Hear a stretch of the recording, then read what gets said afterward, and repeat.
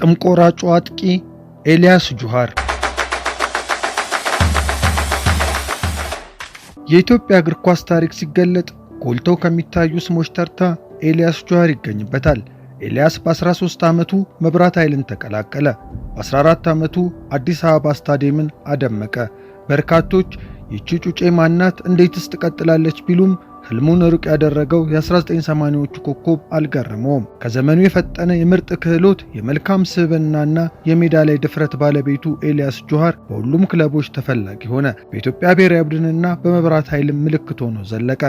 ኤልያስ ያልተጠበቁ ክስተቶችን በሜዳ ላይ ሲያከናውን ያዩት ትንግርት ልዩ ፍጡር ይሉት ነበር። ኤልፓ ከ32 ዓመት በኋላ የኢትዮጵያን ዋንጫ ሲያነሳ አስደናቂ ታሪክ የጻፈው ኤልያስ ጁሃር ባሳየው አስገራሚ የኳስ ጥበብ ደጋፊዎች ዋንጫውን የኤልያስ ዋንጫ ብለውታል። ይህ ዝነኛ ኮከብ ተወልዶ ያደገው ጣሊያን ሰፈር ነው።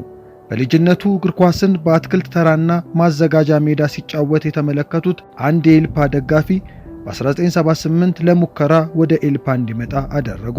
ኤልያስ በአንድ ዓመት ውስጥ ከቢ ቡድኑ ወደ ዋናው ቡድን በማደግ በቴክኒክ ኳሊቲውና በድፍረቱ የብዙዎችን አድናቆት አገኘ። በ1981 ኤልፓ ሲወርድና ዳግም ሲያድግ ከቡድኑ ጋር በውጣ ውረድና ሐዘን ደስታ አሳልፏል። ኤልያስ በ1985 ኤልፓ የሊጉን ዋንጫ ሲያነሳ ከጠንክር አስናቀ ጋር የነበረው ጥምረት ልዩ ነበር። በዚያ ውድድር ዘመን ጠንክር ኮከብ ጎል አግቢ፣ ኤልያስ ኮከብ ተጫዋች ተብለው ተመርጠዋል። በ1990 ሊጉ በአዲስ የውድድር ቅርጽ ሲጀምር ኤልያስ ከኤልፓ ጋር የሊጉን ዋንጫ አንስቷል። ጸጋ ዘአብ፣ አንዋር ሲራጅ፣ አንዋር ያሲን፣ አክሊሉ ገብረ ማርያም፣ ዩዙቢዮ፣ አህመድ ሙላት፣ አበራ መንግስቴ፣ ሙሴ ንፍታሌምና ያሬድ ከበደን የመሳሰሉ ተጫዋቾች የዚያ ቡድን አባል ነበሩ።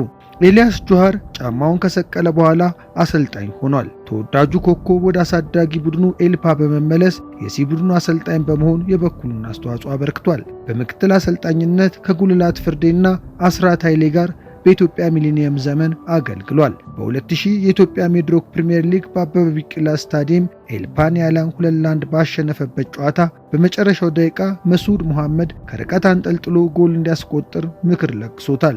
አመለሸጋው አማካይ ከጎሉ በኋላ ወደ ታላቁ ኮከብ በመሄድ ደስታውን የገለጸበት አጋጣሚ የሚዘነጋ አይደለም።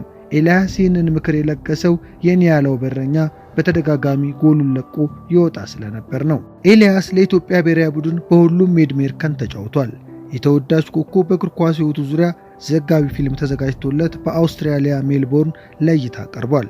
በተለይ ወደ ኤልፓ እንዴት እንደገባ፣ በመንግስቱ ወርቁ አማካኝነት እንዴት ከቢ ቡድን ወደ ዋናው እንዳደገ፣ በአጭር ጊዜ በችሎታው የአዲስ አበባን ስታዲየም ተመልካች ቀልብ መሳቡንና ሜዳ ላይ ደፋርነቱንና አይበገሬነቱን የሚዳስሰው ፊልሙ ኒያላን ክለብ ከታች በአጭር ጊዜ እንዴት ወደ ፕሪሚየር ሊግ እንዳሳደገ፣ ወደ አውስትራሊያ መቼና እንዴት እንደገባ በዘጋቢ ፊልሙ ተካቷል።